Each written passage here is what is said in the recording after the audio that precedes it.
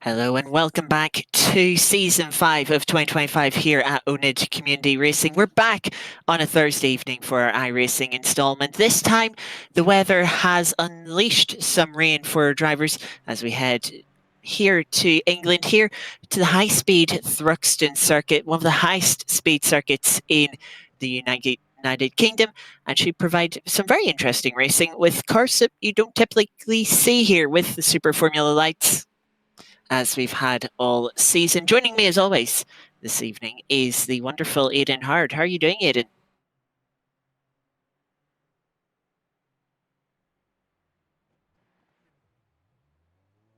Okay, so Aidan has a little technical issue, so we'll get back to him in a moment. But yes, Thruxton here should be a very interesting circuit. The high-speed nature, high downforce cars of the Super Formula Lights should lead to a lot of slipstreaming opportunity, especially around the back end of the circuit towards the final chicane. Very tricky braking zone and will be extra tricky tonight if the rain does fall. We've been given a bit of a weather forecast by one of our admins. I will quickly refer to now. And the rain is variable. We're going to have some dry periods, but we've got 50 to 60% chance of rain for qualifying and the later part of our feature race. So we'll see just how much rain we do get this evening, but if it does come, it will certainly spice things up. Again, really looking forward to how that's going to turn out. I think we might have an Aidan back. We do. I'm not sure what happened with OBS. Thank you for calling me wonderful, by the way. It's always wonderful to be here, but obviously, for whatever reason, I was a bit inept on actually how to figure out what's happening with the microphone. Good evening, everyone. Yes, and very well put, Scotty. It's variable with a very high chance of precipitation. We are, however, in qualifying, and we are on the dry tyres as it stands. Slicks is the name of the game, and for now, is Mike Pfeiffer's that leads the way on those qualifying sessions so far. A 1 minute 4.4. Rain not yet coming, but is very much a possibility and could be on its way. 95% chance.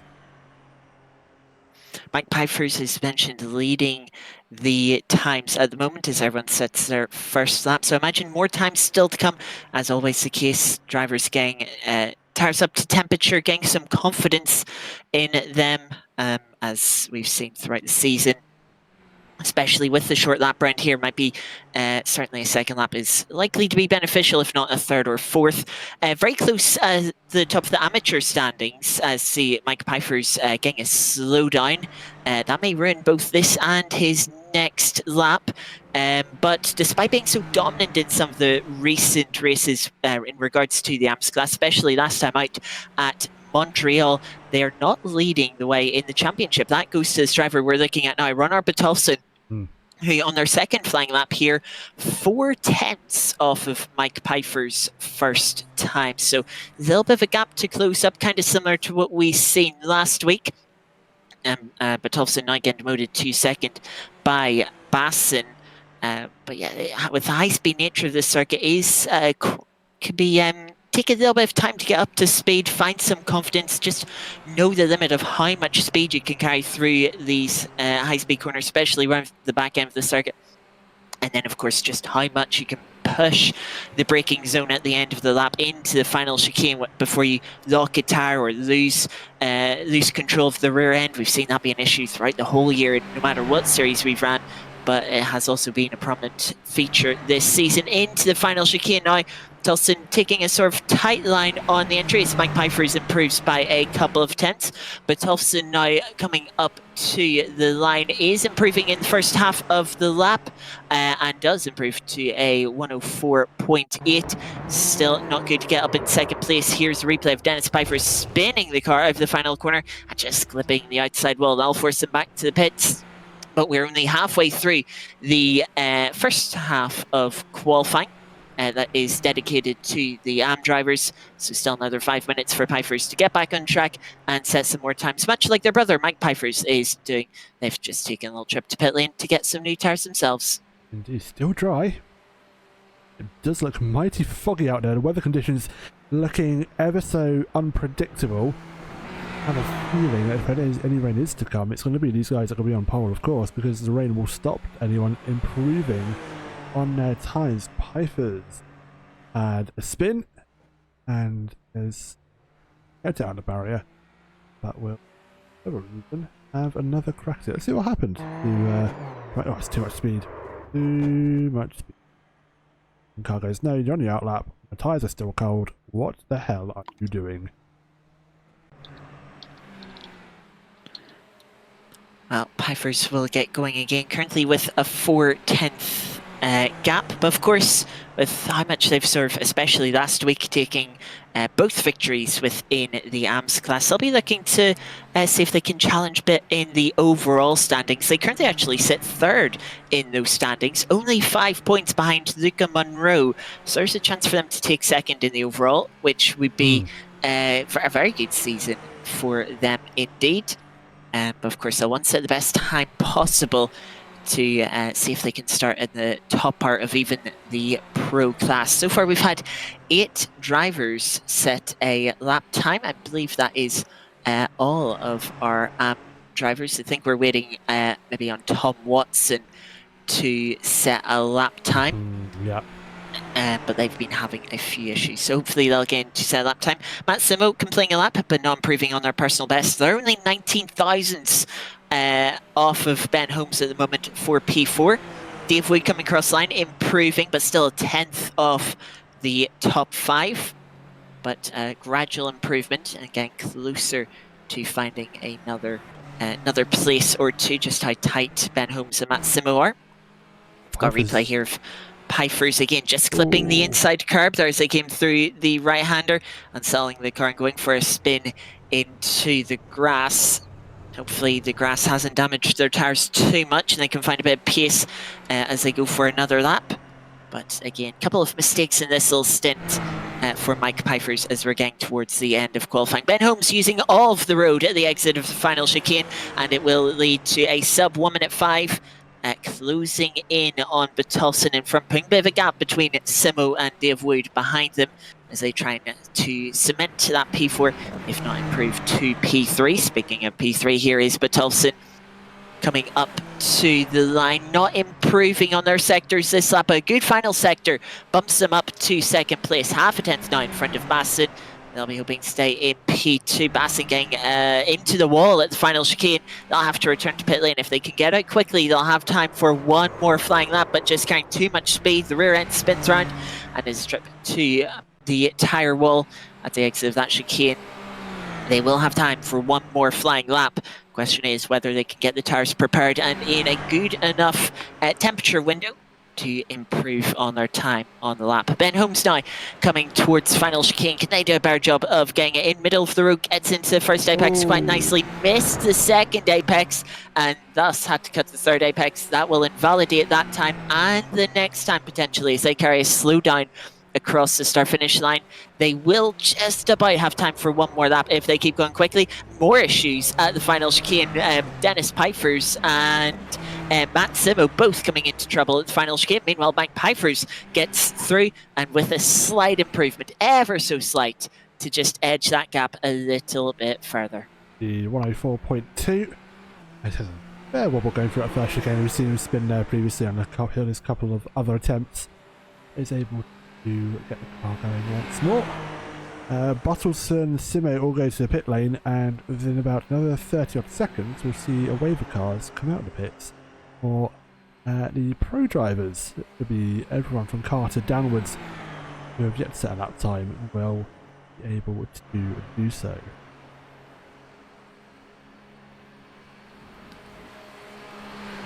So Pfeiffer's coming into the chicane one more time.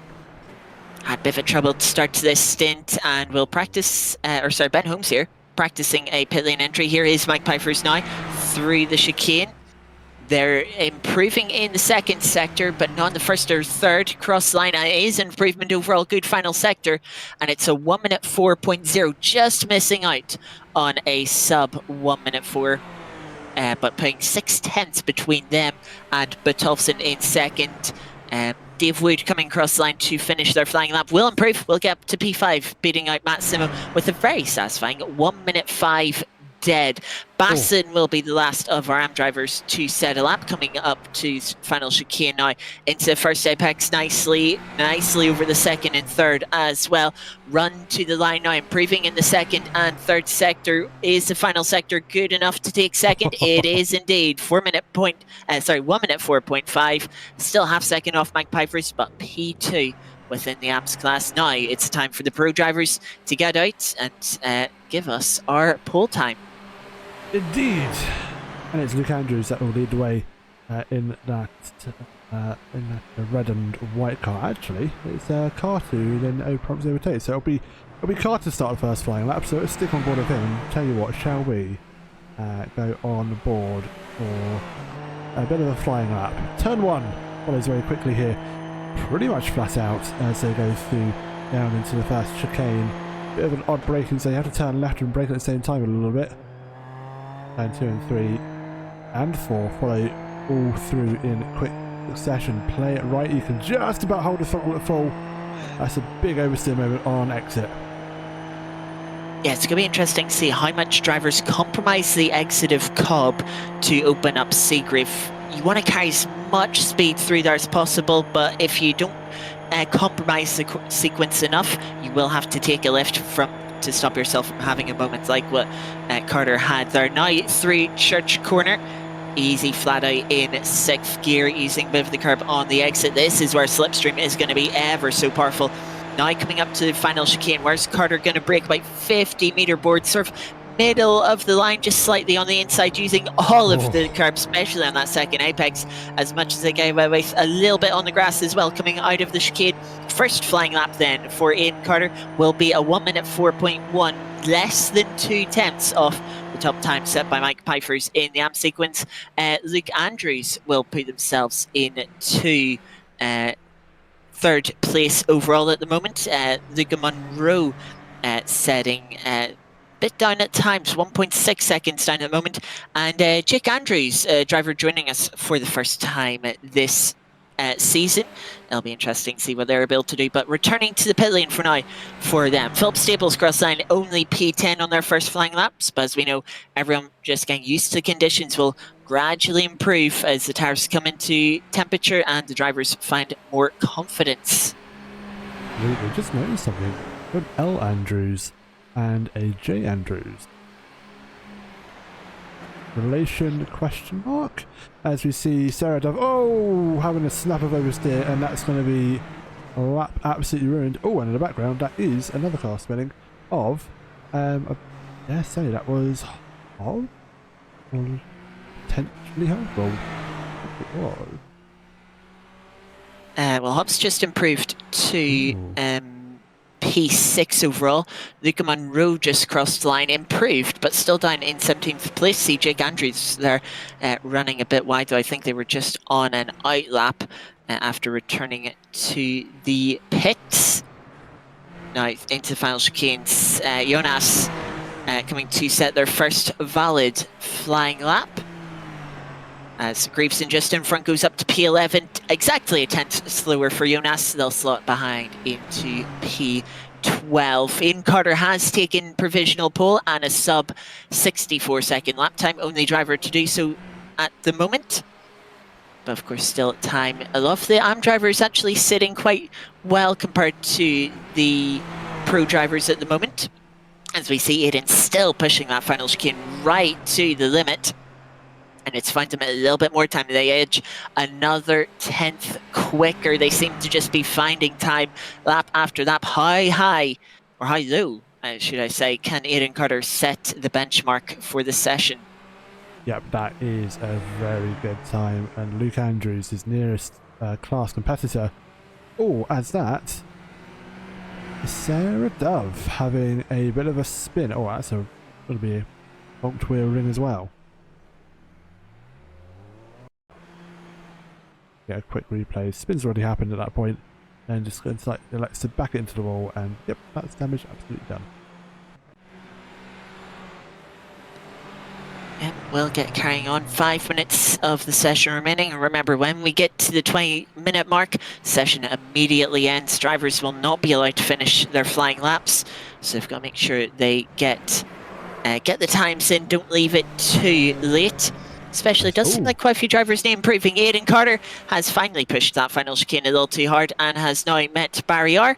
But luckily, we'll get to reset and have another go. They are currently sitting on provisional pole, and they still will continue to do so as Luke Andrews pops up in second place, now in front of Mike Pfeiffer's.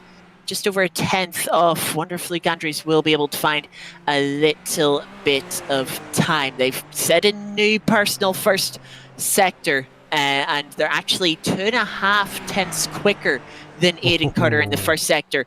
It's the second sector where they're losing 2.5 tenths so far. Can they improve on this lap? It's a little bit closer, but not a personal best for Luke Andrews. Still a little over a tenth off. So now the third sector, again, 3 tenths off Aidan Carter last lap. Can they have a better third sector here? Waiting for it to come up on my timing screen. I think they might have passed it as 3 tenths down. Oh, that's not going to help his cause. Pushing a little too hard through the final sector. Must have been a very similar mistake to Aidan Carter, pushing the limits. But we'll have to reset to pits and go again.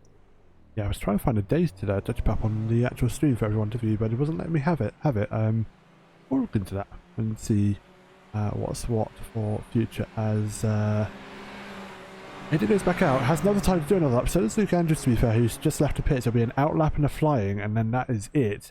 Even then, it's going to be relatively tight to whether you can complete that flying lap before the abrupt end at 20 minutes time. Greaveson, however, gets up to 5th position, 104.556. That is 0.6 off the lead.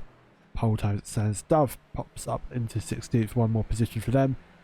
Beats Pfeiffer's down into 17th. The only driver not to set a lap time yet is Mr. Tom Watson, who's still in the pit lane. Yeah, well, Tom Watson, one of the AM drivers, unfortunately missed their part of qualifying with their issues, so we'll be starting from the back of the grid as our newcomer to the series, Jake Andrews, slots up to P6, just behind Greaveson, who only 2 thousandths behind getting themselves onto the second row and beating Basson. So Greaveson, if they just need an ever so slight fraction to get themselves 1 row higher, the difference that can make in the race, you never know what will happen. But we're following Jake Andrews here, whose new personal best through the first sector, 15 thousandths slower than their personal best in the second sector, so not losing too much time there. This is still a competitive lap. Waiting for the third sector time now, and again it's a few hundredths of a second down on their personal best. but still competitive. It's now just this final chicane. Very tight line on the entry through the braking zone.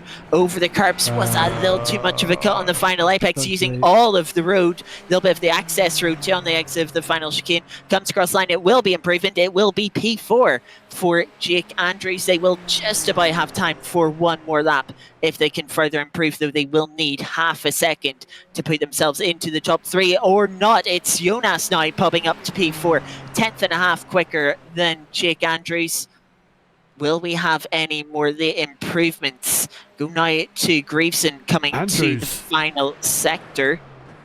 Luke Andrews just 1,000th off of Aidan Carter at the top of the timesheets. It could not be any closer. Oh. The other Andrews having his say in this qualifying session, and Luke getting there with a very good time. I don't think he'll have enough time to set another lap, but I'm presuming it can't be a coincidence that they have the same surname. I'm going to say for now that they're not related, but the driver of the same surname, Jake Andrews, going for his final lap, will get to the line. Will it be an improvement? I don't think it will be, unfortunately, on this occasion. He comes to the line, it is not an improvement. Will stay put. Next one to see the line is Hobbs, and won't improve, unfortunately. And again, that abrupt end into qualifying means just stole that final lap in the last second. I know, and it is going to be a grid that is going to be very interesting. Aidan Carter takes pole. Andrews 1,000th of a second between our top 2. It's Pfeiffer's, Jonas, Greaveson, Andrews, Basson, Bottleston, Hobbs, Holmes, still top 10. We then go down into Dave Wood 11th, Simo 12th, Staples 13th, Luca Monroe 14th, Dove 15th, Morgan 16th, Pfeiffer 17th, and Tom Watson, unfortunately, unable to set a lap time down 18th. We do hope that he will be able to join the race. Hopefully, indeed, has got those issues sorted. It looks like we're still looking at a dry opening race of the evening. Very much looks like it. That will keep drivers on their toes. There is a little bit of potential of rain to come midway through the race, but we'll have to see what happens. Only 1,000th of a second separating the front row, and as we know, slipstream will be strong around here. It will not be an easy race for Aidan Carter. Can they hold off Luke Andrews, or will Andrews be able to come through and steal the win? Can Mike Pfeiffer's hold on to P3, or will some of the pro drivers behind him try and take a podium from him? We'll have to wait and see. Plenty of action coming up. This race can go any way. It looks like the lights are coming on. Mike Pfeiffer's hasn't made the grid, neither is Philip Staples, but the lights are coming on, and we're away here for the first race of the evening. It's a good start by Aidan Carter, slightly better from Andrews, who's going hunting as I head towards the chicane. Looking to the inside. Will Andrews commit to a move on the inside? They poke the nose in. Carter leaves them the space. It'll be round the outside of the second part. Try and carry all speed. It's going slightly off track, and taking the lead is Luke Andrews. But Aidan Carter will be trying to come back. Jake Andrews in their first race is fired off the track. Gets back going again, but dropping down the order, down to 14th. Aidan Carter now trying to look around the outside as we come to the back end of the circuit. Get some clean air over that front wing as they head through the right-hander.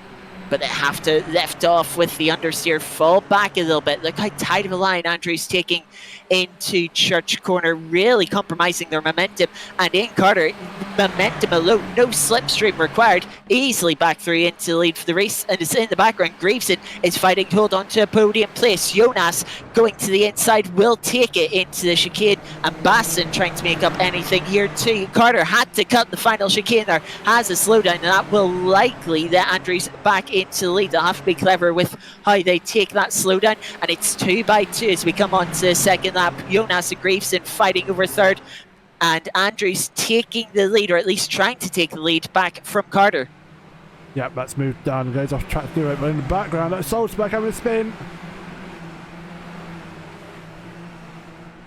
Going for a spin and drops him all the way down to 15th place, unfortunately for them. Mike Pfeiffer's has got into the race, but unfortunately down at the back of the group. So is Philip Staples, 20 seconds off the lead.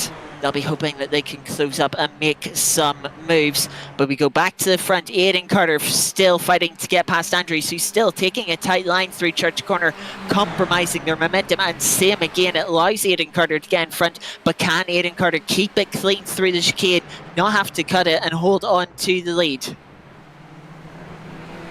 Russo in the background is fighting in the midfield, left, right and centre. We follow Bottleson. He goes through the final chicane in the background, is fighting with Monroe, Dove, Andrews, Morgan up ahead of him as well. Bottleson simmering the battle.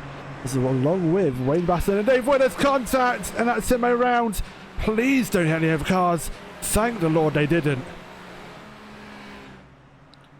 Yeah, well avoided from everyone there. Matt Simo with Meatball Flag. We'll get a replay of this, but Tolfson with the run looks to the inside and just no space left on the inside by Simo, taking both drivers up. Very well avoided by everyone, with Batolfson sliding across the track. Nothing they could do there, but very unfortunate way for their race to end. Jonas Neugang fighting with Monroe for 12th place, but the fight for the lead continues on. Aidan Carter leading for once as they head through Church Corner. Can Andrews come back? As Dave Wood and Baston, I think, have had a little coming together in the background. Unfortunately for them, they'll drop them down the order.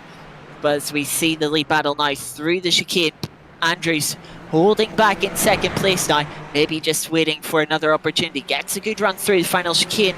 Will they wait through T1? It looks like it. Maybe a move into the upcoming chicane. Has the run here, has the nose to the inside. No defence from Aidan Carter, but again, patience prevails from Andrews. They're going to wait for a better opportunity. See what's happened with Dave Wood, and there's contact between him and Simo, and they both go off circuit. I think Sim actually might got the worst end of stick there, and actually has gone back to the pits for meatball damage. Was that Wayne Dave Wood? Who was that with who made contact? That was Wayne Basson, should I say, not Simo, Basson, who he made contact with. Let's see what happened to him, and he's still going, is Wayne, but that red, white and blue car off the inside. Very similar livery to Simo actually, that's the way I got confused. But we'll be able to rejoin, albeit down further down the grid. Leaders still fighting away. Aidan Carter, as we jump back to the battle, cuts the final chicane, will get a slowdown. It's signified by that little yellow flag you can see in the timing tower next to his name. Andrews, in 12th, also getting a meatball flag as well. He's been off the circuit and potentially involved in a crash. However, up the inside goes Andrews, potentially helped by the fact Aidan Carter's slowing a serve down penalty. Still needs to get rid of it as well, struggling to do so. It has already fallen half a second back, and with more time to lose, little lift there and finally clears it, but the gap grows to nearly a second. Will it get over a second? I think it just about won't. And so Aidan Carter, a little bit of distance now to close back in to get slipstream. But again, look at the tight line that Andrews is carrying through Church Corner. I think it is costing momentum. As look, Carter starting to close back. What was a 9.5 gap has come down to less than half a second. That was literally half a second gain just from Andrews, I think, taking that tight line through chicane. Carter being much cleaner on the exit of the final apex, as Luke Andrews just runs a little bit wide out of Seagrave Corner, clips the grass, and it sends the car sliding towards the tire barrier. They'll carry on, thankfully not too much damage, it looks like, but yeah, we'll drop them back down to 15th position. Did it well in the midfield, however. There was some good fighting in the midfield, and we saw some very good fighting. We'll go to Salzburg and get some move done. That was on Charlie Morgan for position up to P6, easily done, still holds P6, and Morgan yielding that position. Mike Pfeiffer's also making moves past Sarah Dowds, and also has got past Luca Monroe as well, as we see the move done and dusted quite easily for him.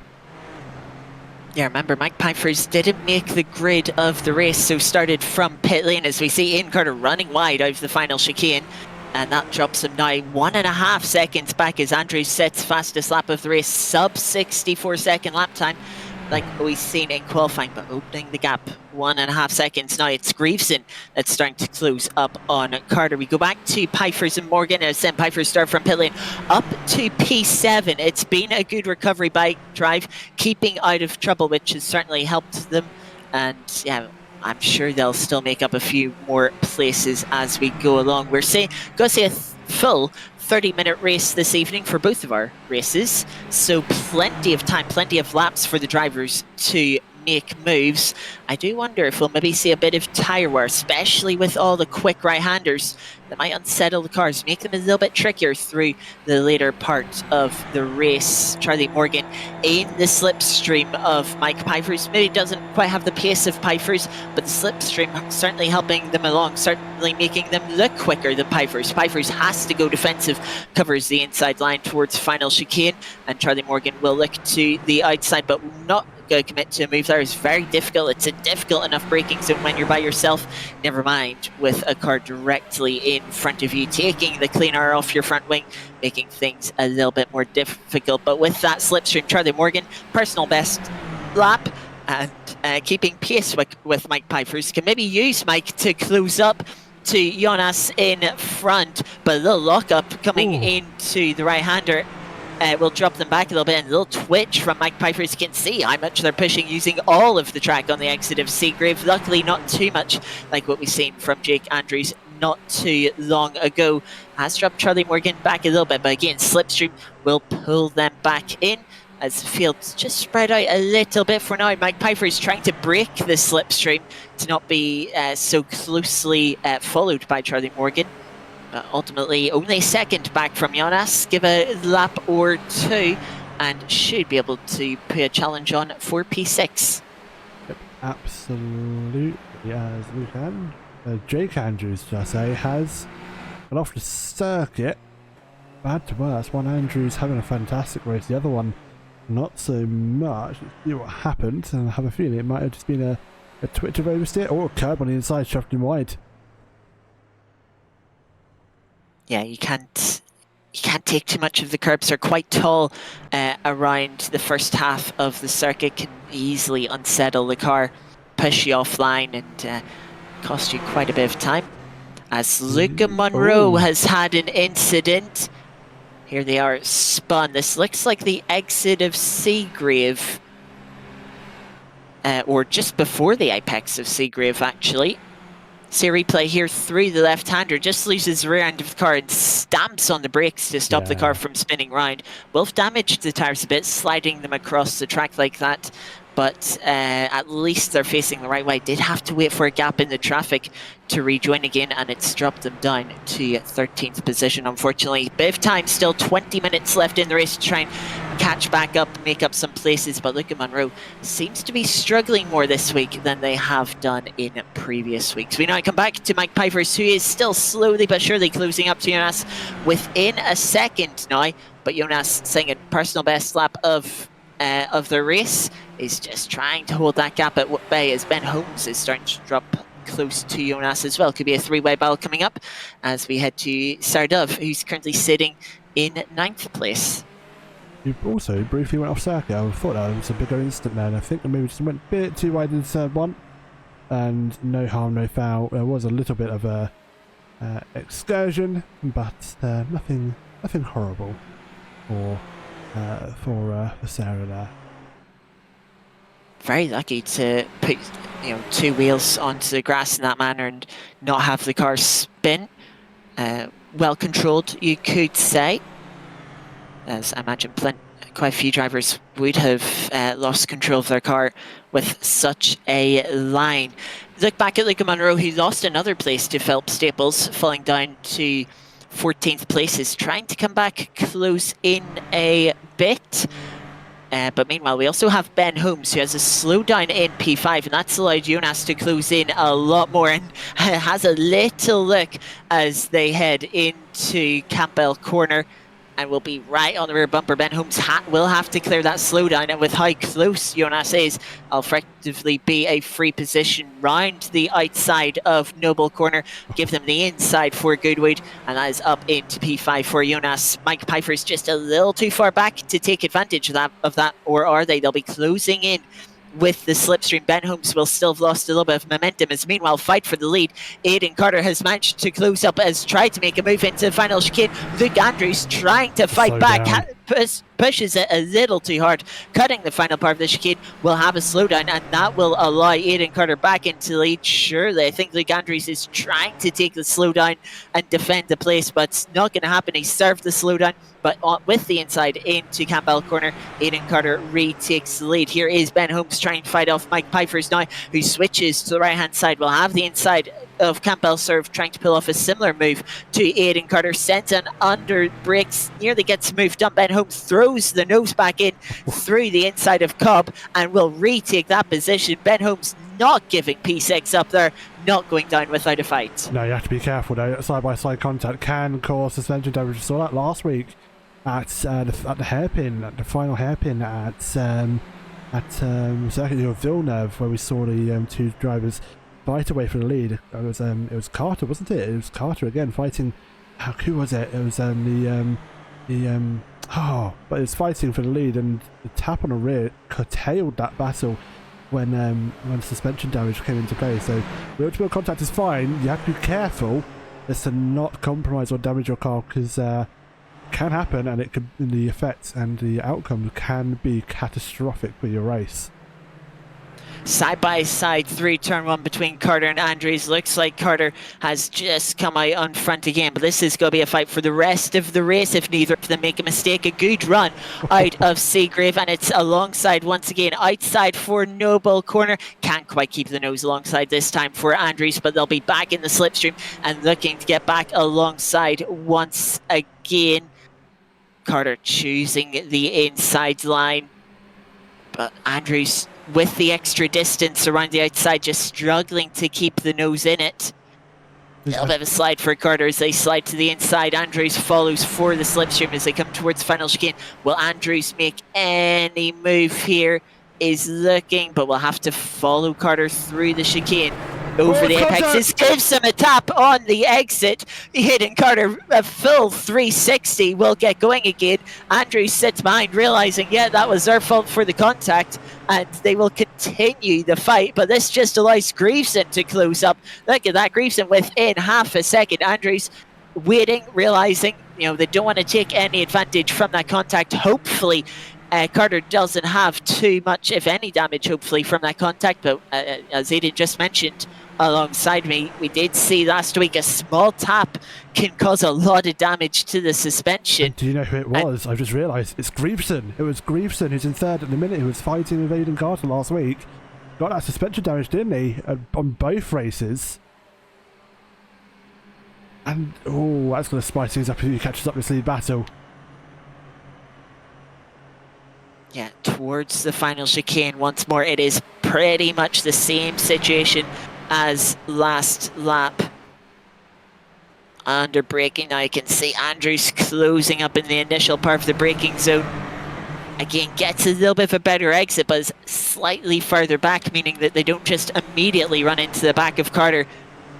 Andrews effectively shadowing Carter at this point of the race. Lap 15 as we're halfway through the race now. Look to the inside, Andrews not able to find a way through once again, but just shadowing, keeping the pressure on. Has a good run out of Seagrave, but again, it'll be the outside of Noble Corner. Will it be far enough? It looks like they've backed out. Yes, they've backed out and fallen into line.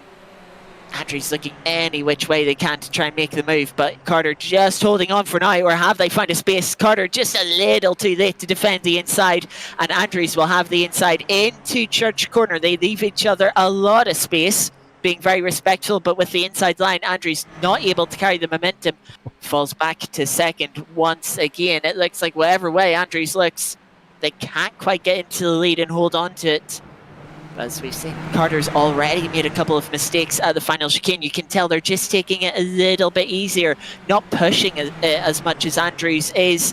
And that could maybe be the weakness that Andrews takes advantage of. Doesn't look like it'll be this time round, though. Again, into Campbell corner. Andrews just shadowing Carter. Yep, absolutely. Got a nice little midfield battle, 10th and 12th forming up to quite close to each other as Eden goes wide.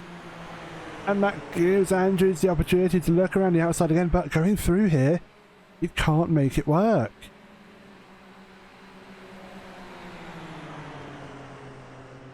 It's just looking for any gap that they can in Carter, making sure to cover the inside off here before Andrews could get alongside. We'll have to follow through Church Corner. Now up to the final chicane, slipstream run for Andrews, but it's not closing in at all this time. As such, not able to make a move. Still plenty of laps to go. Is this the time Great here? run. Close enough, gets the run out of the final corner, and it'll be the inside for T1. It's neck and neck between the two once again.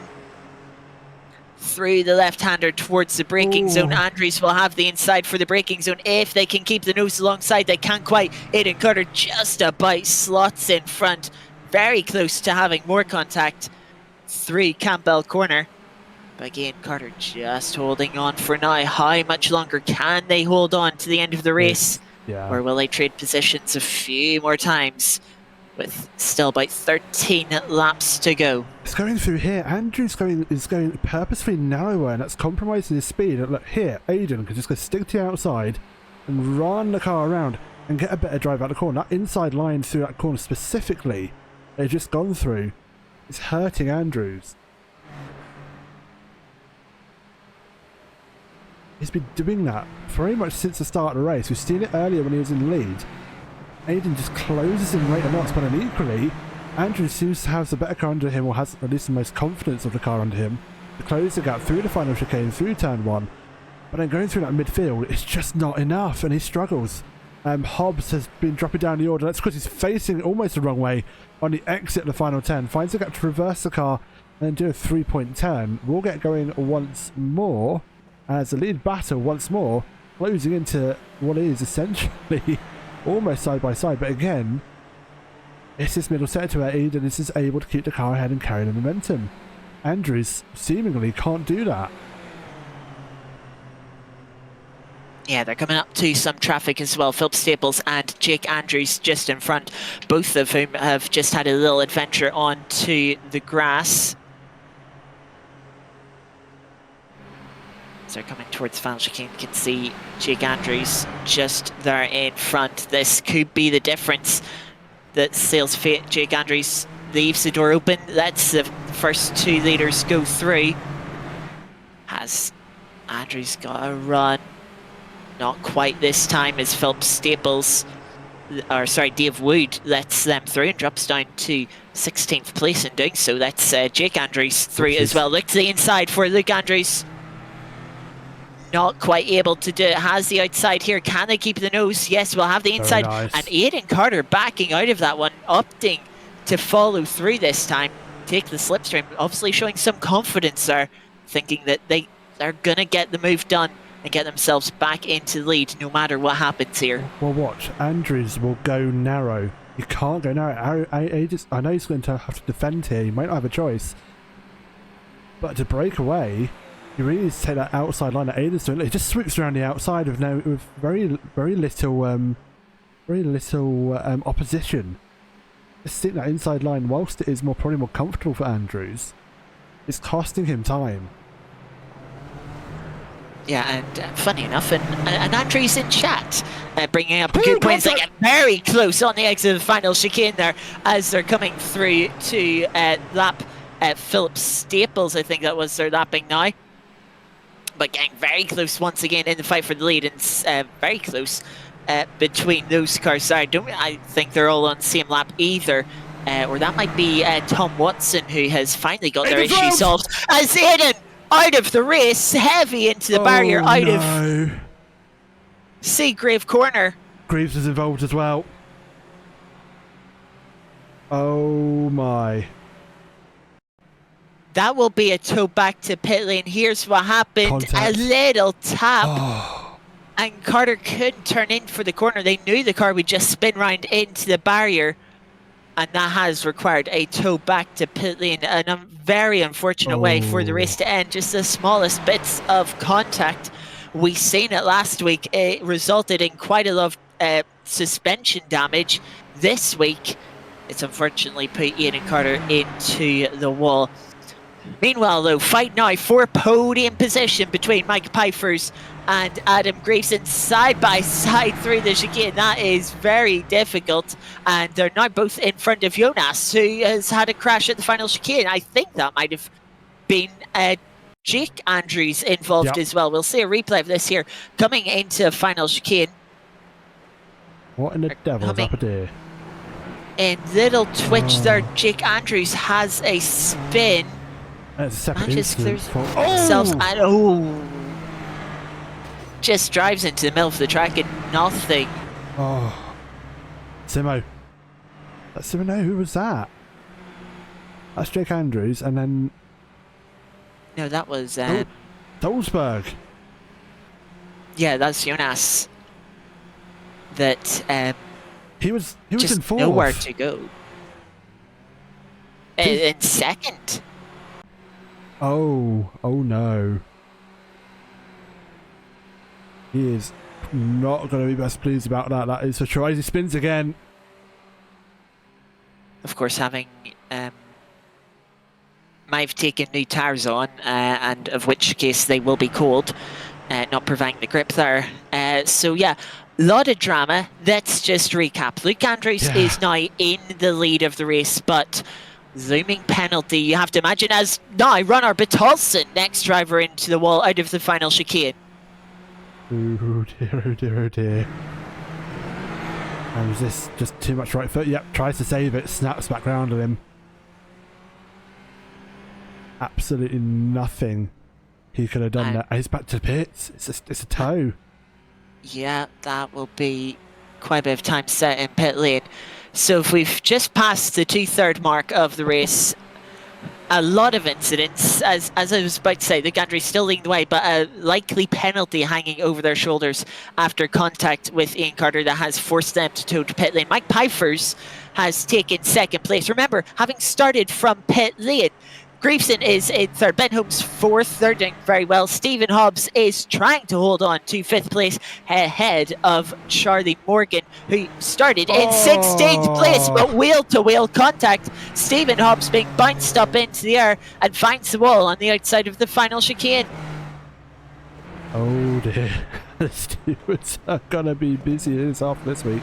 It doesn't look like he has damage. If he does, it's very superficial. He's able to continue. Although that car does look like it's crabbing. No, it actually looks remarkably straight. Except for the meatball flag that is being waved. Do you know what, you raise a very good point. Oh. Yeah, thankfully though, as with all the drivers, they do have a fast repair, and just being able to drive to pit lane will save Stephen Hobbs from losing a lap and having to wait for the tow time. There is just a little bit of contact that unsettled Aidan Carter's car, as they were turning in, trying to look for a gap that was probably always going to close. Horrible way to end the fight for the lead. It is, and Hobbs, yeah, you can see he's got rear left suspension. The wheel is very much closer to the car than it is away from it.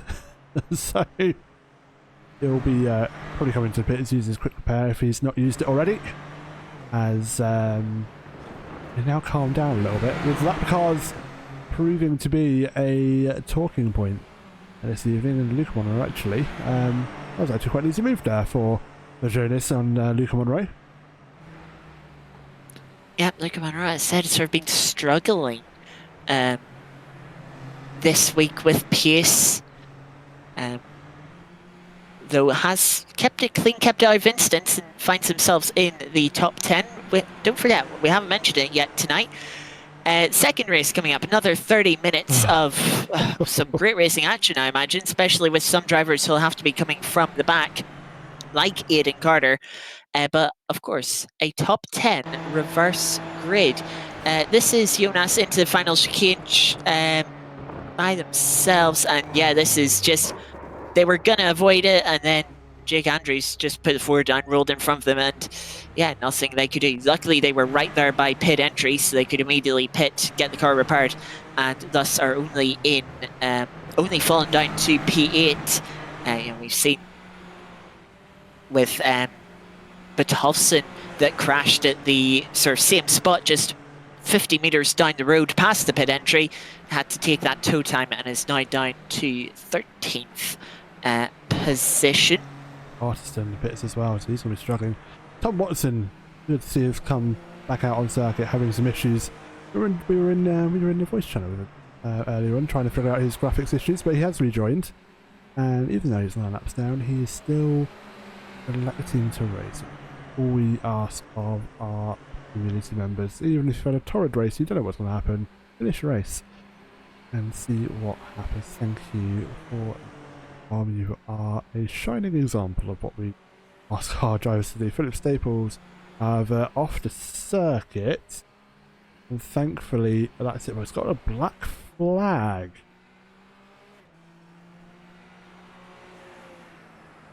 Possibly for not observing a slowdown penalty. That's going to be a drive-through at the very least. Yeah, or it might have been an accumulation of instant points. Yeah. Instant points. I do see 7 off tracks on my timing screen for Philip Staples.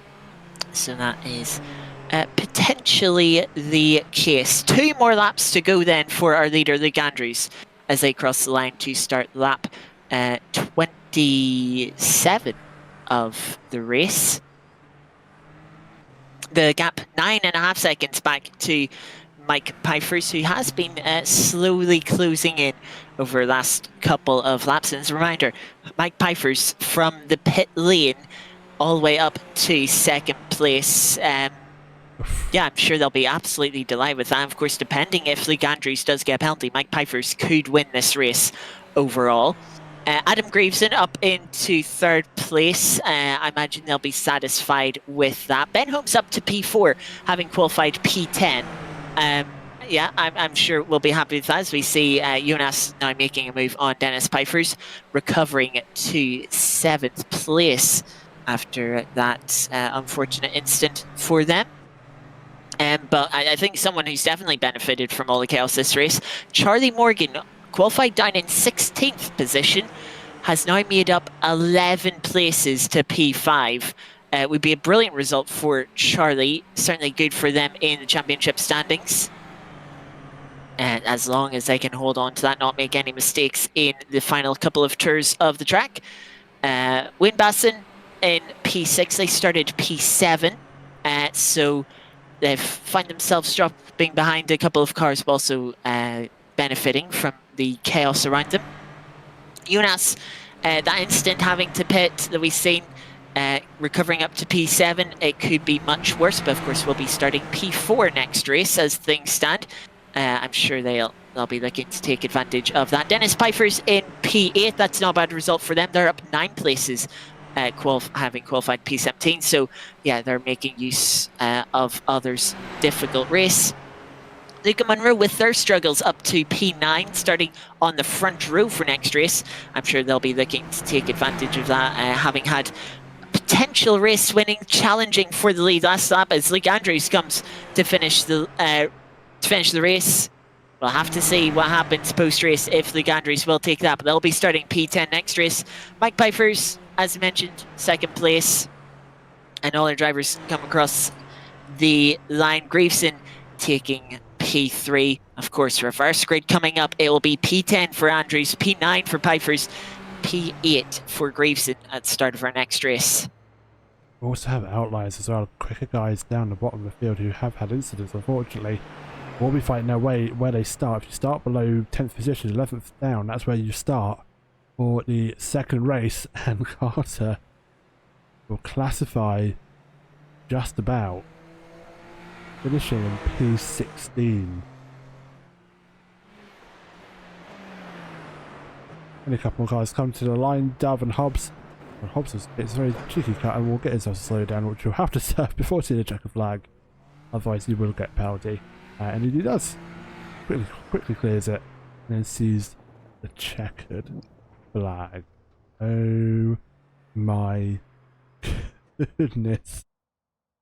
What in the world has happened here this evening? The results from that first race is Luke Andrews take a win, which may be in doubt, but will hopefully get a resolution to that next week for the final round. Piper's second, third is Greaves, Holmes, Morgan, Bass and Salzburg. Piper's Monroe Dove, your top 10. Flip that top 10 result on its head. You'll have your top 10 reverse grid for the next race. It'll be Dove, Monroe, Piper, Salzburg, Bass and Morgan, Holmes, Greaves, Pipers and Andrews. And then we go down to 11th, which everyone in these positions will start these positions for race 2. It'll be Hobbs for 11th, and Bottleson and Wood, Staples, Simo, Carter, Andrews, then Watson. Oh boy. That crash for Aiden, absolutely torrid. But they were fighting hard. They were giving it all they could. Yeah, of course, it was last week that Aiden was on the other side of the stewards, you could say, picked up a penalty, lost the race, the second race victory from last week, dropping to third place. And Mike Pfeiffer's won that race, took the win overall from that. So that did have a little bit of an effect on the standings. But yeah, we might see it again here. This time, Luke Andrews potentially falling foul. Of course, we did also have that moment earlier on in the race out of the final chicane where Luke Andrews just clipped the back of Aiden. Aiden doing a full 360 and able to carry on. But yeah, a lot of recovery drive to happen, to take place for Aiden here. But hey, we've seen it from Mike Pfeiffer's. Started from pit lane and potentially, depending on the penalty, has won the race overall. So, yeah. You know, this race is going to be all about staying out of chaos, especially with just how mixed up the grid will be from those that had issues from our reverse grid for the top 10. We've seen there was enough chaos in that first race, and I think we're just going to see even more in the second race coming up. Yeah, absolutely. It's going to be interesting, especially those faster guys out of position, Aiden Carter being one of them, will be starting out in the back of the grid. He's going to have the traffic to fight through. He's got the pace. We know he's got the pace. He's got lead pace, as you see him fighting away with Andrews for that race win. But it's going to be a case of whether he can use that safely enough to get past the guys that are going to be starting down at the back of the grid with him. Yes, indeed. As always, if you're new joining us for the series, welcome along. Hope you enjoyed the first race. We now have a 10-minute warm-up for the drivers between two races to get back up to speed. Sort of readjust to their car if they had to carry some damage from the end of last race. Maybe they want to try a couple of setup tweaks. We were just about to mention it before we had that crash for the lead. Send Andrews in chat saying that the wing setup might be a factor in the two of them. And yeah, we tend to agree. It does look like Sir Aiden maybe running a little bit less wing than Luke Andrews are, and just that allowed them to carry a little bit more speed and helped them in fending off Luke Andrews for the lead. So I wonder if any drivers might be a little bit tempted by a little setup change to try and help them along, maybe either find a little bit of pace or help them in the wheel-to-wheel battles to try and take places, make some passes work, or hold on and defend.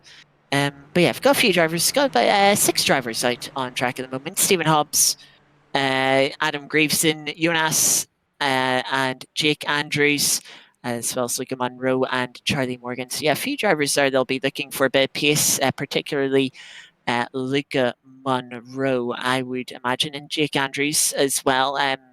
Showed not too bad pace in qualifying, has to be said, but would be had a really difficult race. A lot of struggles, quite a few mistakes, and yeah, finishing towards the back of the field.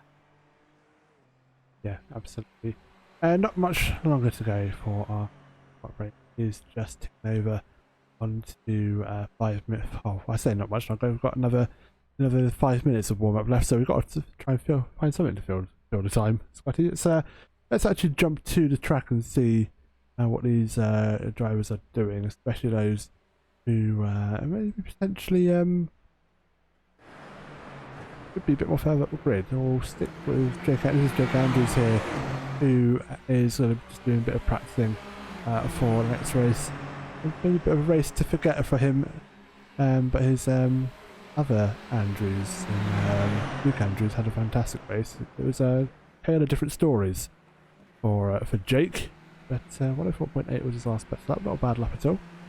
But now we're just tuning into the circuit and trying to get that all needed lap time under his belt to try and figure out what he's going to do for race 2. I'm not sure your fellow Aidan would agree with Luke Andrews' fantastic quote-unquote first race. Though in fairness, Luke Andrews has apologised in our Discord, which is always nice to see drivers apologising when there are incidents. But yeah, one other thing to mention, of course, you mentioned the chance of rain. Still no rain seen. Yeah. What is this? Are we actually in England, or are we in some fake England? Like, is this some fake Thruxton that's been thrown somewhere else in the world? I mean, it's 80. It was 95% of chance of rain. It's now gone down to 85%. It's slightly cloudy. It's overcast, but the sun's shining. It's blue sky. Wonder if the intentions for a wet race weren't quite intentional enough from our league admins. Or maybe just iRacing, they're like, you know what, you're going to have a high chance for him, but you're not going to get it. Well, maybe there needs to be a little chance of rain for next week, if you know what I'm saying. But yeah, it's always nice to have a bit of uncertainty, especially with iRacing's weather model. Of course, iRacing, a long time coming. The wet weather here on iRacing finally came, and it was certainly well worth the wait. The detail in it, it's not just, the track loses a bit of grip. The grip changes, from around the track. What line you're on is very important, more so than any other sim racing title. It just makes rain so interesting. So yeah, it's a bit of a shame that we haven't got any rain so far. Maybe we'll get a bit in the second race. What would be funny and very interesting is if we start the race dry and then have some rain come in after 10 or 15 minutes. Might happen, might not. We'll have to wait and see. We shall see indeed. Yeah, the wet weather, very interesting on iRacing. And especially with it being models as such, it could be raining on one part of the circuit, but then completely bone dry on the other. We've seen that before, especially in previous seasons. Remember our touring car season? One of our first iRacing seasons here on oNiD, where it was, I believe, it was not Brands Hatch, maybe Snetterton, where we had a race where half the driver was elected, where it was dry on the formation lap, and then saw the weather coming, half of them elected to go to dry tyres, the other half on the wets, and then the rain just came out of nowhere. Yeah, partway through the formation lap, I do remember that. Was that maybe Alton? Ah, no, yeah, I stand corrected. Alton Park. Yep. Was Alton? I'm glad you're trusting my memory, because I don't usually trust mine. It's usually horrible. No, I'm thinking Alton, yeah, because it's the final turn. It's the one that dips down and back up again. Yes, it is Alton. I do recall. But you see the sun's shining. No sign of rain yet. And maybe do a bit of a rain dance, Scotty, and see if we can encourage the the sim to give us a bit of variable weather. But going pretty good. Pioneer Park circuits, they're going through there, through the fast right-hander. Rays of sunshine coming through, and you get here and it gets just mighty dark again and very cloudy and somewhat ominous. Only about a few more seconds ago of the practice, and the cars will very shortly be teleported back to the pit lane. If you're curious, it is Jonas who's fastest in the warm-up session. 1 minute 4.0, which is a fairly competitive lap time. If they can replicate that in the race coming up, they could be quite a strong challenger. They will be starting in P4. So potential race-winning pace. We will have to wait and see. We start gridding up then for our second race, our reverse grid race. It looks like the sun is out, and here is the grid we have for 30 minutes. Sarah Dove takes the pole position from the reversed top 10. And Monroe, Pfeiffer, Salzburg, Busson, Morgan, Holmes, Grieveson, Pfeiffer and Andrews makes up your top 10 reverse grid. And it's Hobbs, Bottleson, Wood Staples, Simo Carter, Andrews, and then Watson. Grid is actually almost formed. We're only waiting on one more driver to come to the grid, and then we can get racing for the second time this evening. Half-hour racing, and we will see how well these guys go. I can tell you now, everyone is now on the grid. We're going to get away for the second race this evening as all lights come on screen, and we are away. Double Monroe get away well as Luke Monroe looks around the outside of turn 1. Don't think he quite make it there. Piper's in the background also looking to make up amends. There's a couple of cars going wide onto turn 1, but they both get away with it. Into turn 1 we go further again. It's contact with Simone Pipers, and Pipers leads to the front wing as he makes further contact going through the corner. Hobson Wood in the background also coming together, having an issue. As it is, Dove that leads away. And there's a spinning car of Morgan as well, dropping down the order, going out for the exit of turn 4. As they all go now down into the middle sector, the fast sector, the ones that need downforce, but you lose too much downforce, you lose time, and in the inside line, Bass's going to try and go already on Simo. And for second position on the inside they go, they give each other space, almost 3 wide. And it looks like Monroe loses it, but then Basson then will try and make a move on to the lead. Can't make it work. Basson will have to fight another day as Monroe now looks to try and make a move back all the way 3 wide. Into fire chicane in the background. Salzburg and Andrews fighting away with Ben Holmes in the background too. It's a lock of the brakes there for 4th position Monroe. And Dove dives for the pits.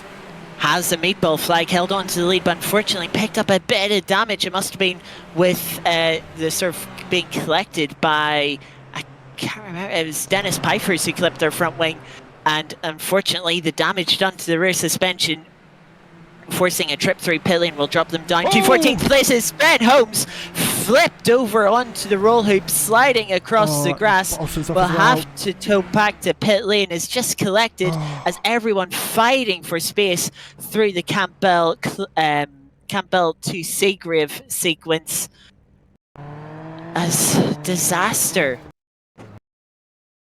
Just a car on the inside. It looked like a blue car.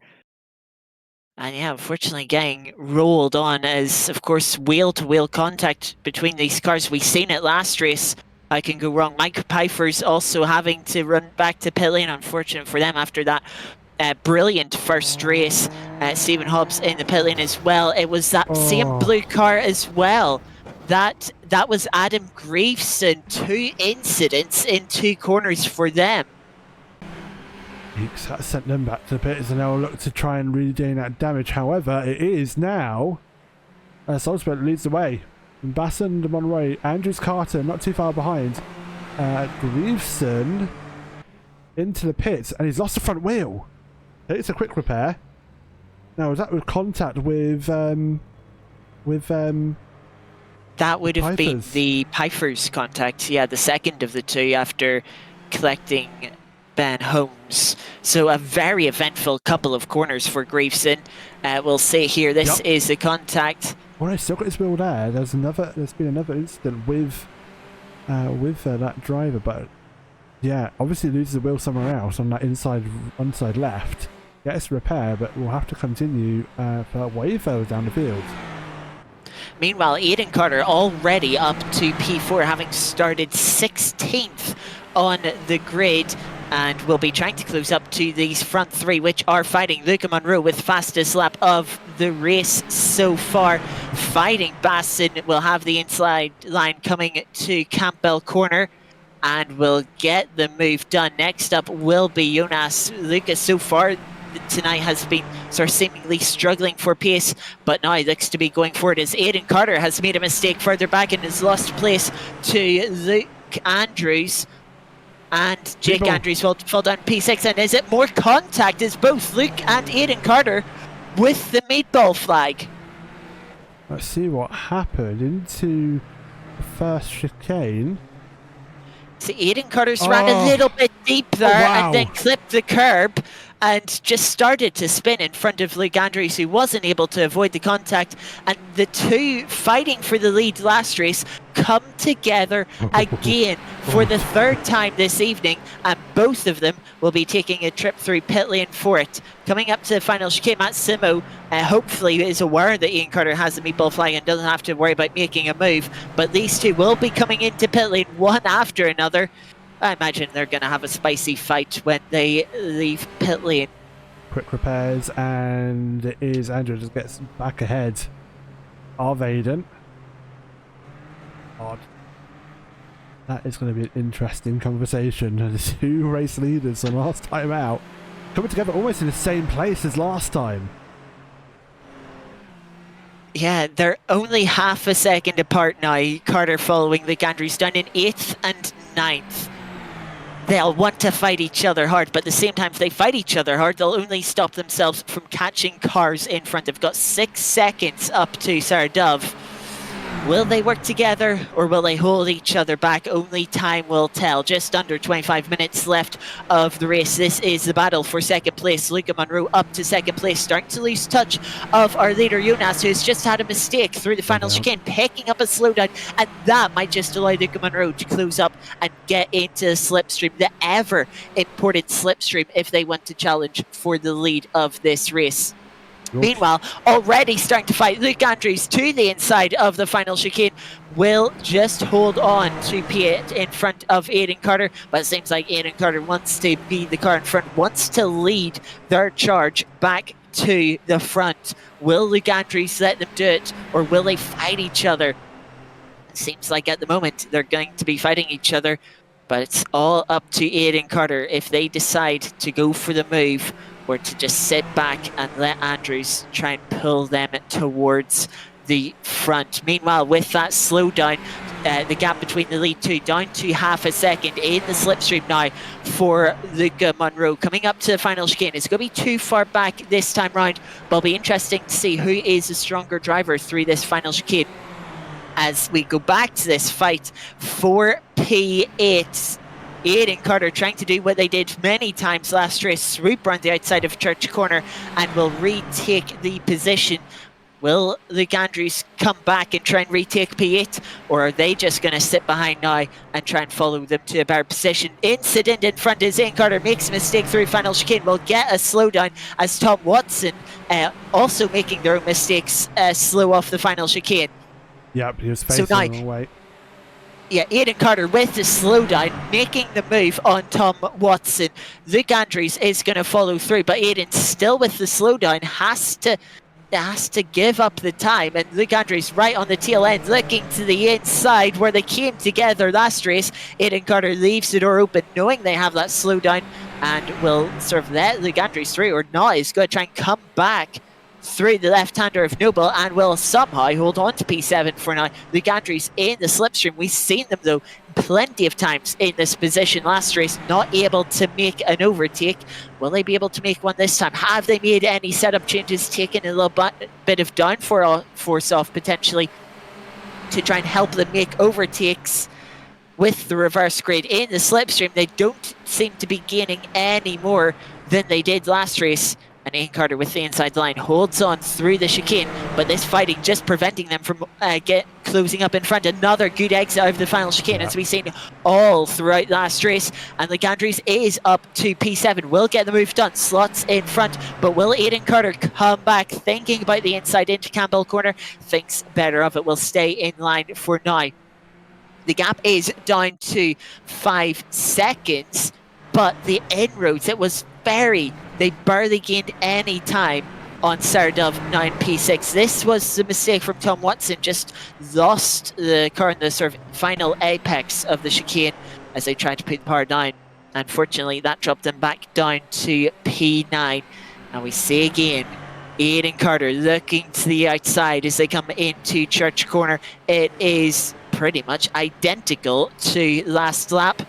So can the Andrews complete their part of making the move out of the final chicane? Andrews just seems weak through that one corner. As I said to you in the last race, that inside line, he keeps hugging it, and I appreciate he has to defend the position, but going through there, it makes you think, why would you go to the inside like that unless you have a issue with going wide through and carrying momentum on? Yes, that's not the racing line. That is, yeah, it just confuses me, and that's what's losing Andrews that position.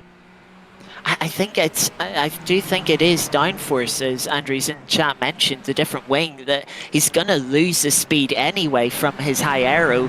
Might as well take the shortest distance through the corner and minimise the loss, because through the final chicane, Andrews is consistently quicker through that final chicane because he has the downforce. It's this, which way do you go? It seems like it's working out a bit more for Aidan Carter. The straight line speed is, preventing Andrews from making an easy overtake, but which way is better? It's hard to say. It's very even. It really comes down to the drivers and who can get the most out of their own setups. Again, another mistake through Aidan Carter through that final chicane. Cuts the third apex, as Matt Simo has had an issue through that chicane as well. Plenty of drivers struggling with that final chicane, but Aidan Carter with another slowdown. This will likely have to let Luke Andrews 3 in-cars go. Wait to try and take the slowdown in a place that won't cost them the position, as Andrews has a look to the inside into Campbell, but not able to make it work. Again, through the sequence, through Cobb and Seagrave, Ian Carter gets the slowdown and will try and hold on to that position, and with their lower aero setup, has a straight line speed to pull back in front into P6, and they are closing down. You may have seen Ian Carter last lap round did take the fastest lap of the race, about 0.8 of a second quicker than Sarah Dove's fastest lap, and actually 2.5 seconds quicker than their last lap. That gap coming down quite a bit, is just over 2 seconds as they come up towards the final chicane once more. Can Aidan Carter keep it clean this time through? Have to wait and see. Over the curbs, it's a little bit messy from Carter. You can see Andrews carrying a bit more speed, but not quite able to get alongside on the exit this time round. No, not quite. No slowdown for Aidan this time.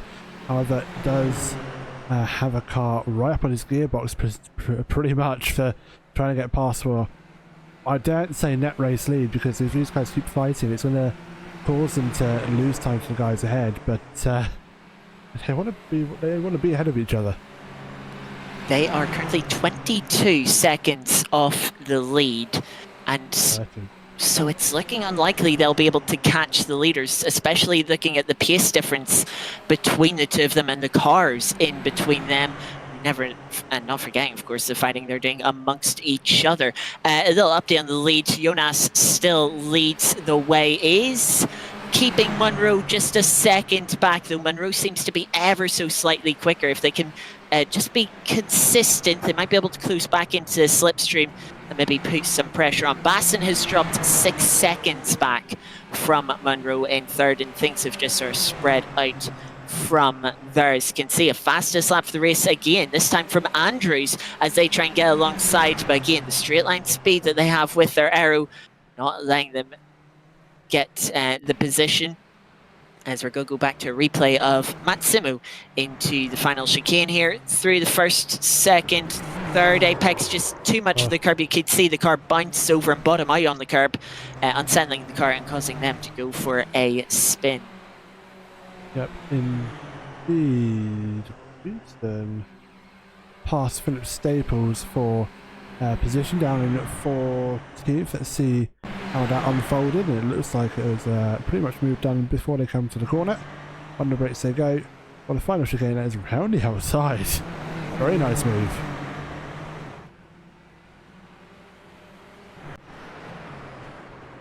As the leaders are still now fighting. Actually catching doves for P5 now, both these drivers. So their lap times are near enough identical. But it's just a matter of where they're finding the time. I actually now, in hindsight, agree with you there. Very much so, Scotty, that even though the downforce is helping Andrews here, it's just the tit for tat, essentially, where Aiden can make the time back up again. Yeah, you know, it's much easier to pass on a straight when you have a straight line speed advantage than it is in a corner where you have to go off the racing line and try and find a way around the driver. Sort of makes, you know, in a way, it's making a chicane a little bit tighter. Clip the inside corner. That's going to give Andrews a run here. But again, it's the inside line through Church Corner. They don't have the straight line speed. They have to pull back in line. The slipstream, though, is being very useful for Andrews in just keeping up and allowing them to go quicker. They briefly had the fastest lap last time around, but Jonas, being pressured a little bit by the Munro, has decided to take it for themselves and open up half a second quicker last lap around the Munro. That gap now nearly 2 seconds. See, these cars still nose to tail through the final corner, gaining another half a second on Sarah Dove. And as these drivers have closed in, Sarah Dove has been trying to up their pace a little bit into the chicane, a little bit wide. They're missing the apex, and Sarah Dove just gets on the brakes and says, I don't want part of this fight. I know these drivers have come together 3 times already. Yeah, I'm going to let them carry on and not let their battle potentially ruin their race. Very wise decision. I respect it. You know, we've seen drivers get great results in the first race just by staying out of all the carnage. So, yeah, fair decision there. These two will fight away. It is now 8 seconds to go up to Jake Andrews, who is having a much better second race here than they had in the first race. Up to P4, remember, started back down in 17th place. Avoided all the opening lap chaos. And, yeah, doesn't quite have the pace, ultimate pace, when you look at their fastest lap, but their sort of consistency is seeming pretty good the second race. Big snap there for Jonas, who set another fastest lap of the race last time, a 1:04.1. You can tell they are pushing them. Maybe don't need to push so much at this stage of the race now with 2.2 second lead to Munro, but it's the moment you start pushing, you start dialing it back and taking it quote-unquote safer, that you end up making a mistake. It's a mistake though for Aidan Carter, who is dropping down the order. It's a mistake out of Seagrave perhaps. Ooh, let's have a look. Just got onto the inside curb, ran wide onto the grass and snapped the car around. No chance of saving that. We thought the 360 was impressive from them last race. They've one up themselves with the 720 this time round. Doesn't do them any good, of course. Drops them down to P7 behind Luke Andrews and Sarah Dove. They will hopefully be able to close back in on Dove, but that might just allow Luke Andrews to pull away and hold on to a safe P5. Just under 13 and a half minutes to go. 7.5 seconds now for the Andrews to catch up to Jake Andrews. They only gained 0.3 of a second last lap. That will not be enough of a pace difference to close in for P4. We'll need to find a little bit more pace. Of course, didn't help that they had a spinning Aidan Carter in front of them last lap. But only time will tell if they will be able to close in. Also the rear end, big snaps for Aidan Carter. They managed to gather it up without going off track this time, but it seems like Aidan Carter is starting to struggle with the balance of their car. Not as much as Tom Watson, though, who has found the barrier, and quite heavily found the barrier at the outside of final chicane. This is coming into the braking zone, and that looks like it's actually been an issue of some sorts for Tom Watson, straight into the wall, and unfortunately a premature ending to their race. We did know that he is having some issues with getting onto the race, having some issues with graphics, that is, and losing frame rate. I do wonder if that's happened in there. A new fastest lap again. First driver this race, fastest lap into the 103s. Only just, mind you, but into the 103s nonetheless. Hey, mentioned in the warm-up, Jonas went out, did some laps, did some competitive laps. Saying, if they could do that in this second race, they could be in a real good position at starting P4. And look at what they're doing. In the lead, just opening the gap out, fastest laps, first and currently only driver in the 1 minute threes, as Ian said. Yeah, Jonas, as long as they don't make a mistake like Carter back in Fuji, remember, binned out of the final corner. Don't make a mistake like that. This is Jonas's race to lose. Someone, though, who has had difficulty.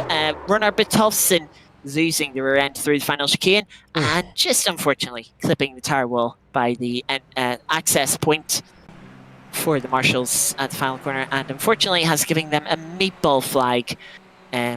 Luckily, seems like they will be able to avoid the tow time to pit lane and use a faster part if they still have it remaining, of course. But yeah, we'll drop them down from what was a respectable P9. In the background, they've got Bottleson and Griefson parting for position, but also fighting for position between themselves. As Adam, it's a very good one. Oh, Piper's popping in and out of the lobby there. Connection issues there for him, but will indeed continue to drive and continue to race tonight. Not getting any further issues, hopefully, but Piper's definitely dropping down to 12th there, and will potentially continue the race, albeit maybe under some difficulty. Stephen Hobbs in the background actually fighting with Tom Watson, as Tom actually got back going again, and all around he goes, and that is just a racing incident. I do think as Luca Monroe has to take to the cutoff, because that was actually Luca Monroe lapping. Yeah, just unfortunate timing for Luca Monroe. Certainly opening up the fight for the lead. Basson has dropped back quite a bit from third place, so luckily, he's not going to lose a place from that as long as he gets the slowdown cleared. But yeah, best to just, avoid contact. It's like, if he didn't avoid that, went straight into the rear wheel, that could have been meatball flag, trip through pit lane, giving up second place. So yeah, well avoided as into the corner, just a car spinning out in front of them and then starting to roll backwards. Yeah, well avoided, well paying attention. Unfortunately, does ruin any chance they had of winning this race, though Jonas seemed to be controlling the race perfectly fine. Meanwhile, Aiden Carter made another mistake there, seeing an off-track pop up for them about a lap ago now. Let's see what happened again, just losing the rear end, taking a trip across the grass, gets the car brought to a stop before finding the barrier. It did lose them a place to Matt Simo, as we've seen them passing there. That's now down to 8th position for Ian Carter. After the sort of devastation of the opening race, it's a real shame to see them struggling like this now. They have now just set a personal best lap, nearly ever so close to getting into a sub 1 minute 4, but not quite there yet. They have 3 seconds to catch back up to Matt Simo.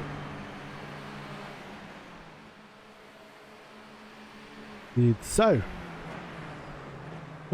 about another 8 or so minutes to go, and it looks like everything's calmed down a little bit. Schulzbeck leads away from Monroe, Basson, Andrews, Dove, Andrews, Dimo, Carter, Morgan, Wood, your top 10. Relatively spread out. A couple of cars follow each other somewhat closely.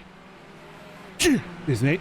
As Morgan's off the circuit, have taken a very scenic route to the very outer extremities of the field. That is going through the fast right-handers at the back end of the circuit. Yeah, that was out of Goodwood corner. Long right-hander, just loses the rear end, snaps around very quickly on them. Very little time to react to try and hold on to the car, sort of like what we've seen from Carter. Just sort of snapped round, gets back going again. Luckily, Thruxton, a lot of grass runoff. I can see it was kind of started slowly going round, but Charlie Morgan just a little late to try and catch on to it. That's a spin round. But yeah, luckily for them, there wasn't a forest too close to the circuit. plenty of space to go for. They'll slip and slide on the grass. Does drop them down to P11, but better than having a heavy crash with Barrier. Mike Pfeiffer's, we haven't talked too much about them after the unfortunate start of the race. They're down in 15th position. They also struggling with the rear end, going for a spin through Cobb Corner. Will get going again, not too much damage done. But yeah, as we said so earlier on, have seen drivers struggle with rear end stability in our series so far this season. This one has been no exception, and that trend has continued, especially in the second race. Didn't say too much in the first, but the second race has proven to be quite the challenge. Battle now for P11, Charlie Morgan after that spin, coming under pressure from Dennis Pfeiffers, who's looking to the inside of the final chicane, backs out of that move before the two come together on that first apex. Is going to try and hold on. Ian Carter's closing up onto Matt Simo as well for P7 after their couple of spins. And Sarah Dove has closed in on Jake Andrews, who had a mistake last lap, around a 113.7 for them last lap. So hopefully Jake Andrews mentioned them being pretty consistent. Hopefully having commentators cursed them out of 4th place. Phelps Staples making a mistake, getting a slow down, as I think commentators curse. Well and truly in effect, Jake Andrews' mistake through the final chicane. Front left damage, that's a meatball flag. And let's see how that all unfolded. Are off in the background as well as they go through the final chicane, but I think they rejoined, and that was Phelps Staples. Staples having a separate incident, and then Andrews gets going. That was a previous lap. There's been another incident of him going off circuit. Yeah, so that would be the first 113 that we've seen from Jake Andrews. That allowed Sarah Dove to close up to within a second, and then a second mistake, very similarly. I think it's this one. Again, the car just snaps in the curb, and this time not able to save it for coming into the wall. Heavy contact. You can see the front left wobbling around on the suspension. And now trying to escape from the car. So yeah, Jake Andrews going to have tripped through pit lane, will lose a couple of spots. Luke Andrews, though, has come into issues themselves. Into the final chicane here, we're watching them. They're catching up to Sarah Dove in front. Again, that final apex of the curb just taking a little too much. The car bottoms out on it and just about manages to avoid the pit wall, spins the car back round. But there is Aidan Carter up to 5th position now. Matt Simo also gets through for P6 on Luke Andrews. 4 minutes left in the race for Andrews to try and get that move back through, while Jake comes through for the pit stop. Bronner Bertolfsson being lapped there as Luke Andrews trying to chase down Matt Simo. Sarah Dove now up into P4. That'd be a great result for them, having had quite a struggle in sort of seemingly struggling for pace in qualifying. Luke Andrews does get the move done on Matt Simo, and will now see if they can try and chase down Aidan Carter in front. 2 seconds up the road, 3.5 minutes remain. I have a feeling. Same livery. The teammates, bit of a polite, please move out my way, I want to try and get Aidan Carter. Simo looked to have maybe given that position a little bit willingly, let's say. Perhaps. One thing to note here is Aidan Carter, who has just had to spin themselves through Cobb Corner. We were saying this might be an interesting battle, but Aidan Carter, a 3rd spin in that sequence of corners. Oh boy, it has been a difficult day for Aidan, and it is not getting any better. Thought, oh, maybe it is getting a little bit better. The rear end just stepping out. So they saved the car from going for a full spin, but it was not enough to stop them from losing 2 places down to 7th place. They had, on the previous lap, just taken the fastest lap of the race, a 1 minute 3.8, though it must be said, it's not been Aidan Carter that's been impressing this race. Jonas, well, they wanted the glory, and they are cementing it, a 1 minute 3.4. Oh. Now, was that front right damage? He's gone. He towed. but he was in pit lane, so I'm not sure how long that tow time is going to take. This is the first spin where they lost 2 places. And then this is the second one into the final chicane. You can see the rear end. They already lost the rear end, turning into the right-hander, and they were just trying to save the car. No runoff on the sort of inside part of the chicane. And yeah, they did get the car into pit lane, but they didn't get it to their pit box. They towed it to their pit box, and they're serving that penalty now, down to 18th place. And of course, they've already used their fast repair. They used it in that first incident with Luke Andrews, where both of them had to come into the pits. So Aidan Carter might not get back into this race before it finishes, as Charlie Morgan, big wobble through the final chicane, noses the front of the car in and will take a penalty for incident points, I believe, and will serve that immediately, having crashed just prior to pit entry. That'll allow Mike Pfeiffer's up to 13th place. We are coming to the end of this lap. Jonas is just starting the 28th and final lap of the race. And it will be domination if they can keep it together for one more lap, leading by 13.5 seconds, with the fastest lap 4/10ths quicker than anyone else around Thruxton, which is not a long lap. It is just over a minute of lap.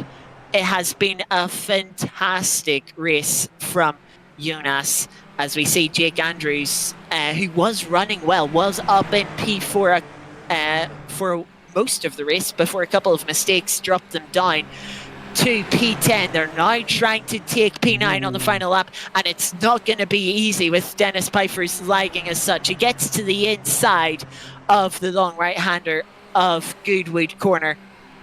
Dennis Pfeiffer's will have the chance to return the favour with the slipstream, but we go back to our leader dominating the race from P4 on the grid, fastest lap of the race and leading most of the way. It's Jonas who takes I believe their first victory of the series. Bravo, well deserved. Luca Monroe will take second, with Basson in third, Dove in fourth, but Luke Andrews might not take P5. Matt Simo has closed up and is going to try and take fifth place here with the inside into Church Corner. Will get the move done, but can Luke Andrews come back on the exit? We know Luke Andrews has been running a bit of a hard downforce setup, at least compared to Aidan Carter. They're going to be side by side into the chicane. Luke Andrews on the inside. If he can keep it clean, it looks like he will just about take P5. He will indeed, as Simo cuts the final apex of the chicane. Luke Andrews will take P5 after a very eventful race for them. Matt Simo will take P6. Dave Wood getting P7, which is a good result after their struggles of the first race. Mike Pfeiffer's what could have been after a good first race, finishing down in 13th after an early incident. And with that, that is all of our drivers across the line. As we expected after that first race, a very eventful reverse grid race. Salzburg takes a win for that second race this evening. Top 10 reverse grid. Monroe second, Basson third, Dove fourth, Andrews fifth, Luke Andrews fifth, that is, should I say, Matt Simo sixth, David seventh, Greason eighth, Piper's ninth, and Jake Andrews rounding up your top 10 for the final race this evening. It's Staples, Bottleson, Piper's Morgan, Hobbs, Holmes, Watson, and Aidan Carter. What could have been? What could have been indeed? The championship implications, well, they're sure to be significant. Coming into this round, Aidan Carter was leading Luca Monroe by 26 points in the overall standings. In the pro standings, it was 15 points difference. That will surely have come down after that race. We'll get an update on what those gaps are next week when we head into the final round. As regards to the AMS Championship, I'm not too sure. It was 2 points, but Tofson was leading Mike Pfeiffer's. Of course, Mike Pfeiffer's very good race one result But the unfortunate race 2 result, though, in fairness, only finished 13th compared to Botolfsen's 12th overall. So I think Mike Pfeiffer should be leading into our final round of the series in the AMS Championship. It'll be interesting to see where he might be in the overall, being third coming into this round. But that will all play out next week when we return for the final round of the Super Formula Lights. Have been ever so entertaining, ever so chaotic at times. We'll be taking them to a wonderful circuit that I imagine will provide some great racing once again, provide some chaos too on how some races have gone around this circuit. We are heading to Austria to visit the Red Bull Ring. Those 3 long straights to start the lap will be great for slipstreaming. The technical middle sector and those final 2 corners, I'm sure, will throw up some chaos. But hopefully we can have some great racing in it and amongst it as we look to decide our Season 5 championships here on iRacing. Indeed. One more week to go. And what a week it will be for iRacing next week. We'll stay tuned and take care. Until then, it's been a pleasure to bring this race. We will no doubt see you all very, very soon. This is Aidan signing off this evening with Scotty in the comments booth. And we'll again see you next week for the final round. And hopefully see you next time we're live on Sunday night. The GT3 Sunday Weekender Championship on Le Mans Ultimate. Take care till then. Have a wonderful evening. And don't worry, guys. It's Friday tomorrow. The weekend isn't too far away. Good night.